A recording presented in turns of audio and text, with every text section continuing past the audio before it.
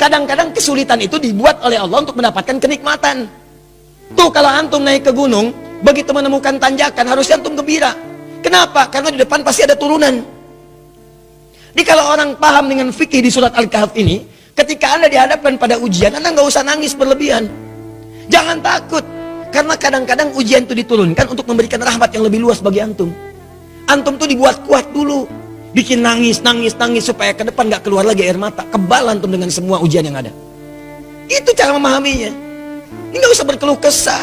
Baru turun ujian yang kecil udah bikin status. Ya. Kamu kenapa sih? Kata suami. Istrinya pasang status. Ternyata dia tidak seperti yang aku kira.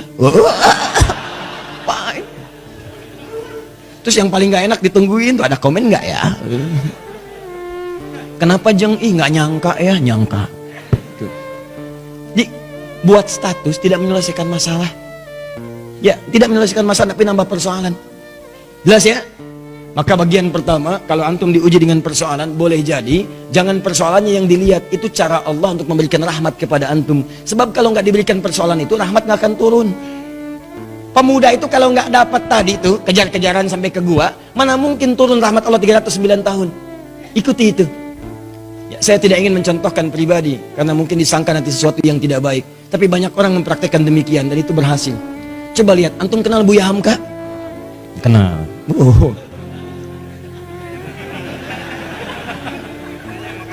Alhamdulillah ya. Yang penting antum kenal lah walaupun beliau nggak kenal antum. Ya.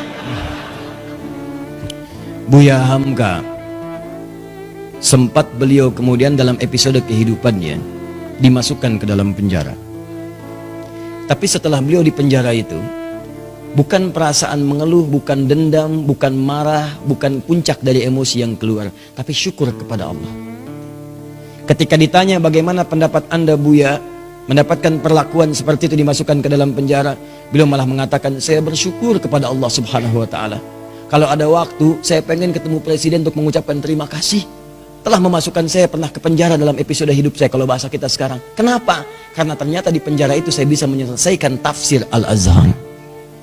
Kalau saya nggak masuk ke sini, nggak jadi ini tafsir. Jadi cara melihatnya itu rahmat Allah, persis seperti ini nih yang kita baca tiap Jumat itu. Bicara orang kalau kebiasaan baca Al-Kahf, spiritnya ada dalam jiwa, dia nggak akan gugur karena ujian-ujian. Walaupun sifatnya sakit, yang dia baca rahmatnya. Jadi kalau Anda terbiasa membaca Al-Kahf, paham maknanya, itu Anda akan senang melihat musibah, senang melihat ujian. Yang dilihat rahmatnya, bukan ujiannya. Masuk penjara malah senang. Tuh. Nabi Yusuf begitu masuk penjara, nggak enak kelihatannya masuk, cuman ternyata malah minta beliau, ya Allah, daripada banyak godaan, ya para sosialita yang menggoda saya sekarang, ya cantik-cantik luar biasa, dan itu udah banyak. Sosialita itu bukan cuma sekarang, zaman Nabi Yusuf udah ada. Senangnya kumpul-kumpul bicara yang nggak jelas. Ya ada yang jelas ada, tapi ini contoh yang tidak jelas. Kumpul-kumpul di rumah salah satu pejabat, Imra'atul Aziz, istri Perdana Menteri, hanya untuk membincangkan, mana sih si pemuda ganteng itu? Mana sih si ganteng itu? Katanya ganteng-ganteng Nabi ya? Iya, zaman sekarang ganteng-ganteng serigala. Ya. Begitu kemudian ditampilkan oleh Imra'atul Aziz, Yusuf keluar. Begitu keluar, disebutkan di Quran surah 12 ayat 29, wa qulna hasya lillahi ma hadza basyara in hadza illa malakun karim. Ya, ini sih bukan manusia, ini malaikat yang menyamar dalam rupa manusia. Lewat, tak sadar ketika lewat, jarinya kemudian tergores dengan pisau itu. Saking tak sadarnya melihat gantengnya Yusuf lewat. Begini. Tuh. Nabi Yusuf ganteng, Nabi tidak sombong. Begitu melihat ujian itu, ya Allah, lebih baik saya masuk penjara aja deh. Orang sekarang Nabi bukan, Rasul bukan, ngaku ganteng, orang lewat, ibu-ibu gak kepleset lihat antum itu kan. GR-nya luar biasa, semua ditampilin. Baik, kata Nabi Yusuf, ya Allah, akan lebih baik kalau saya masuk penjara aja. Ternyata pilihan masuk penjara itu Nabi Yusuf membaca rahmat Allah, bukan melihat sulitnya. Lewat penjara itulah kemudian beliau bertemu dengan seseorang yang narapidana, dihukum di situ, kemudian bermimpi. Lewat mimpi itulah ternyata minta takwil ke Nabi Yusuf karena dilihat orang baik, orang soleh. Ditanya apa ini maknanya, dijawab oleh Nabi Yusuf. Ternyata jawaban itu yang mengantarkan beliau mendapatkan posisi jabatan di pemerintahan. Begitu rajanya bermimpi, ya ada 7 ekor kemudian sapi, dimakan 7 ekor serigala, semuanya dimakan habis, hancur semuanya, bingung menafsirkannya. Dukun-dukunnya sekitaran mengatakan itu paling mimpi buruk saja. Kok berulang-ulang terus-terusan? Ternyata narapidana yang bebas tadi, yang akhirnya melayani raja, membawakan airnya, minumannya, dia bercerita, di penjara ada seseorang yang bisa menakwilkan mimpi. Sukses waktu saya di sana ditakwilkan saya akan berada di sini. Saya bermimpi saat di penjara, kata orang itu, kamu akan jadi pelayan raja. Yang teman saya, kamu akan dihukum mati. Dua-duanya benar raja. Siapa namanya? Yusuf. Ternyata begitu kedengaran itu dipanggil kemudian, Yusuf tolong panggil ke sini. Begitu ke sana kata Yusuf alaihissalam, saya akan datang kalau raja sendiri membebaskan tuduhan saya. Maka ketika datang dibebaskan tuduhannya, tapi yang paling penting begitu selesai tuduhan dibebaskan, kamu akan saya angkat jadi orang terdekat saya. Coba Anda bayangkan, kalau Nabi Yusuf tidak pernah diberi kesempatan masuk penjara, maka mustahil beliau kemudian akan mewujudkan mimpinya dari kecil yang pernah bermimpi itu, bahwa beliau punya jabatan di pemerintahan sampai bapak ibunya hormat pada masa itu sujud kepadanya. Maka takwil mimpinya saat kecil itu, ya beliau melihat ahada asyara kaukaba wa syamsa wal qamara ra'aituhum li sajidin. Saya melihat 11 bintang, 1 matahari, 1 bulan sujud kepada saya hormat. Hormat. Ternyata begitu diangkat jadi bendahara yang sangat hebat, punya kedudukan, bapak ibunya diundang dari Mesir datang kemudian. Datang dari Kanaan Palestina ke Mesir. Begitu datang, apa yang terjadi? Mereka langsung hormat kepada Yusuf alaihissalam sebagai bagian dari rakyat, hormat kepada penguasanya. Coba kalau nggak pernah masuk penjara, nggak mungkin terjadi begitu. Tuh antum tuh jangan lihat senangnya aja. Kalau nggak ada sulit, yang nggak akan datang kesenangan. Rahmat itu rahmat. Jadi pertama cara bacanya, syukuri setiap nikmat Allah. Kalau bertambah syukuri, kalau ada ujian bersabar. Doanya ini. Jelas? 1 tetesan rahmat Allah paling minimal 309 tahun. Jika diberikan lebih, maka berapa yang antum nantikan? Bisa melewati alam-alam selanjutnya. Nanti saya berikan rahasia ya. Ada yang kalau antum amalkan, itu 3 alam dijamin. Dunia diberikan, alam kubur dilimpahkan, di akhirat antum saking gembiranya sampai lompat-lompat. Tuh, betul sekali. Betul. Ya itu. Ya. Paham? Apa itu? Nanti belakangan. Sekarang bagian terakhir. Ini sudah menyakiti fisik nih. Udah main fisik. Yang tadi masih ancaman, dikejar-kejar, masih bisa ngindar. Kalau yang ini, fisiknya udah dipegang. Diancam. Bahkan luar biasa. Udah mengalami kontak fisik. Kejadian ini, kontak fisiknya dilemparkan ke laut. Dimakan ikan paus. Psh, masuk tuh. Saya mau tanya pada antum, kalau masuk ke perut ikan paus, sempit atau luas?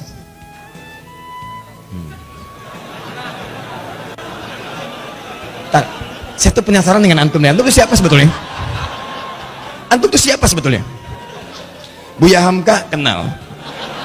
Masuk perut ikan paus punya jawaban. Luar biasa. Ini gelas aja dengar jawaban antum sampai keringetan tuh. Masuk perut ikan paus, nggak akan pernah ada yang jawab luas. Yang terbayang pasti sempit, walaupun Anda belum pernah masuk ke dalamnya. Masuk ke perut ikan paus, terang atau gelap? Tuh, gelap. Sudah pernah masuk, Bu? Belum, Ustadz. Tapi kita bisa bayangkan. Karena nggak ada cahaya di sana. PLN pun nggak bisa masuk. Nggak, saya kebayang. Kalau ada inovasi PLN, petugas PLN berdasarkan kisah Nabi Yunus ingin memasukkan listrik ke dalam perut ikan paus. Bagaimana cara masangnya? Nggak ada listrik. Cahaya tidak ada, berarti gelap. Awas, dalam bahasa Arab, gelap itu sesuatu yang zulma. Zulama yazlimu zulman, gelap. Minat zulumati ilan. Sempit. Padat. Teman-teman, ada yang kemudian dianiaya.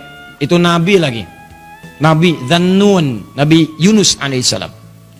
Diusir oleh umatnya, masuk ke perkampungan, naik ke atas kapal, di situ bahkan diundi, ternyata beliau harus dilemparkan. Di kapal keberatan nih, zalim, ambil aja orang itu, undi, dia orangnya, lemparkan. Begitu dilempar ke dalam perut ikan paus, ya, dilempar ke lautan, ditangkap ikan paus. Oh, hebat ikan paus, dan nungguin. Tangkap, masuk. Apa yang terjadi? Gelap, sempit, sesak, capek luar biasa. Tapi yang ingin saya sampaikan adalah, perhatikan baik-baik. Wadhannuni, Quran surah ke-21 ayat 87 sampai 88. Saya tuliskan. wa dhannuni idh dhahaba mughadiba fa dhanna an lan naqdir alaihi fanada fi dhulumati, gelap, ya alla ilaha illa anta subhanaka inni kuntu minadh zalimin. Sebelum kisah ini dimulai, saya akan anjak Anda ke ayat sebelumnya, yaitu 84, 85, 86 ya. Khususnya 85 dan 86. Ketika di 85 Allah menyebutkan wa Ismaila, kemudian ada Idris, ada Dzulkifli, disebutkan mereka termasuk kalangan orang-orang yang baik. Di ayat ke-86-nya wa adkhalnahum fi rahmatina. Mereka itu Ismail alaihissalam, Idris alaihissalam, Dzulkifli alaihissalam.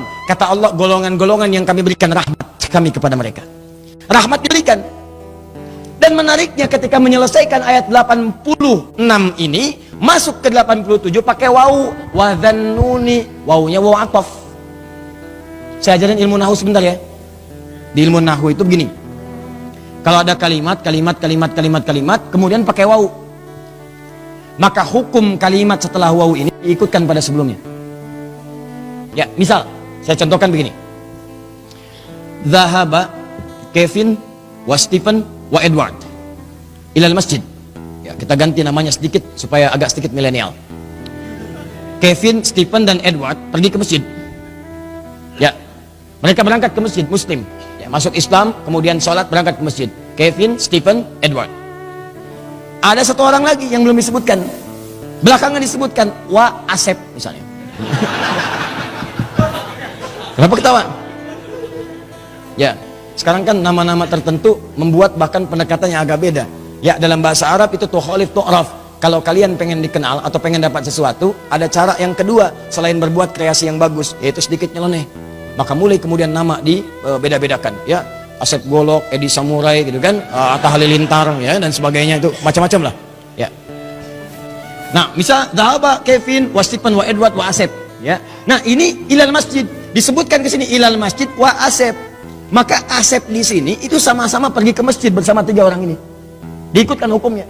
Di ayat 86 wa Ismaila, kemudian ada Idris, ada Dzulkifli. Di ayat 86-nya, 85 disebutkan orang-orangnya, 86-nya wa adkhalnahum fi rahmatina. Orang-orang yang kami sebutkan tadi kami berikan rahmat Allah. Kami masukkan mereka dalam rahmat kami. Rahmatina, tiba-tiba ayat 87-nya wa dhannuni pakai wawu. Wa, dan di antara mereka juga ada yang lain selain yang mereka dapatkan ini. Selain Ismail, selain Idris, selain Dzulkifli alaihimussalam yang mendapat rahmat kami, ada nabi berikutnya yang ingin kami kisahkan. Siapa itu? Dhannun. Dhannun juga mendapatkan rahmat kami. Begitu cara memahaminya. Di ayat 87 ini jangan pisahkan di ayat 86. Ada orang-orang yang pernah mendapatkan rahmat kami, ini orang-orangnya. Selain mereka ada lagi. Siapa itu? Wa dhannuni. Demikian juga dengan Dhannun, Nabi Yunus alaihissalam. Beliau pun pernah mendapatkan rahmat Allah. Kapan rahmat itu diberikan? Dalam situasi yang sangat sulit. Idzahaba mughadiba, ketika beliau kemudian merasa tidak senang dengan perlakuan kaumnya, dizolimi, dilemparkan ke perut ikan paus, sulit luar biasa. Saya tanya pada antum, nih ya, tolong jawab dengan penuh kejujuran. Dengan jujur antum jawab. Maaf sekali, kalau antum berada di perut ikan paus, kira-kira masih ada peluang nggak oleh manusia untuk diselamatkan? Tuh. Nangis tuh kan, karena tahu nggak mungkin. Tadi kan begitu saya sebutkan rahmat, ya. Tuh. Begitu kita tanyakan ada peluang nggak, bayi aja tahu. Tuh.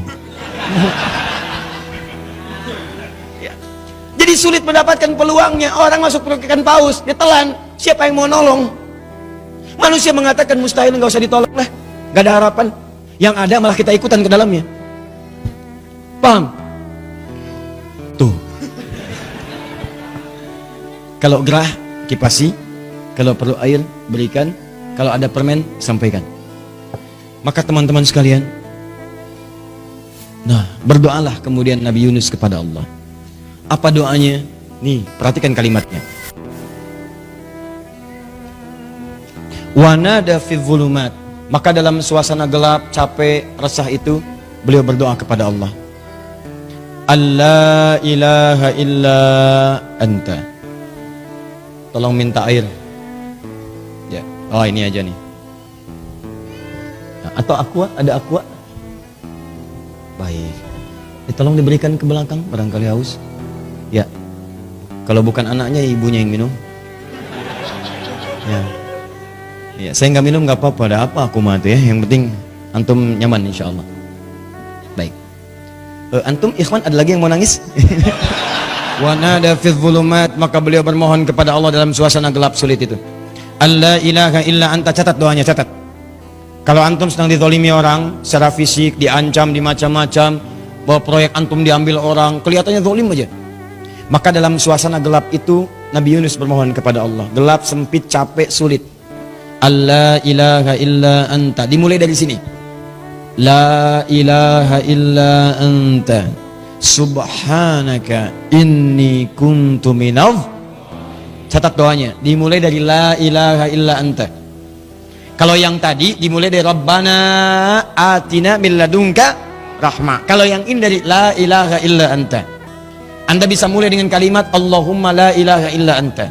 Atau Rabbana la ilaha illa anta. Jadi doa. Subhanaka inni kuntu minadh zalimin. Anda tahu apa yang terjadi? Begitu doa ini dipanjatkan, turun jawaban Allah. Apa jawabannya? Ayat 88. Fastajabna. Lihat kalimatnya. Fastajabna. Maka kami jawab dengan cepat doa Nabi Yunus itu. Pakai fa. Saya sering terangkan fa. Huruf sambung tanpa jeda. Begitu selesai berdoa, turun jawaban. Tapi Allah bukan mengatakan fa'ajabna, fastajabna. Pakai ista. Ingat pertemuan lalu? Kalau ada ista berarti ada tuntutan. Amalkan dulu ininya, baru kami berikan jawabannya. Seakan-akan ingin dikatakan begini, amalkan dulu doanya, resapi doanya, kami kabulkan, baru dikabulkan.